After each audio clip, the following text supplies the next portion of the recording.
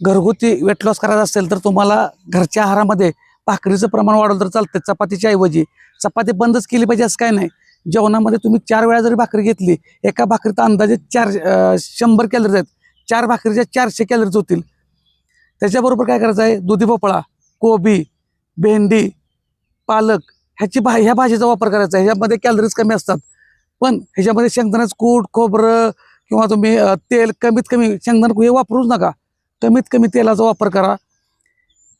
जेवणामध्ये जास्तीत जास्त जे काही तुम्ही कमी कॅलरीचं खाणार, कमी तेल वापरून, कमी मसाला वापरून खाणार, तेवढा रिझल्ट चांगला येणार.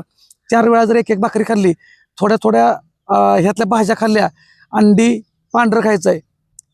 अंडी चिकन खाता असाल तर चिकन फक्त बॉईल केलेलं असावं. लवकर वजन कमी करायचं, त्याने थोडंसं पथ्य कडक पाळायला लागतंय. साखर, मैदा हे टाळायचं आहे.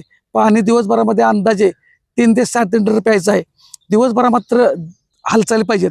कारण 500 कॅलरीज सकाळी उठल्यापासून संध्याकाळपर्यंत कॅलरीज जर 500 बर्न झाल्या तर एका आठवड्यात आपल्याला 3500 कॅलरीज बर्न होतील आणि अर्धा किलो वजन कमी होणार आहे एका आठवड्यात. म्हणजे 4 आठवडे महिन्याचे असतात, त्याच्यामध्ये 2 किलो वजन कमी होणार आहे.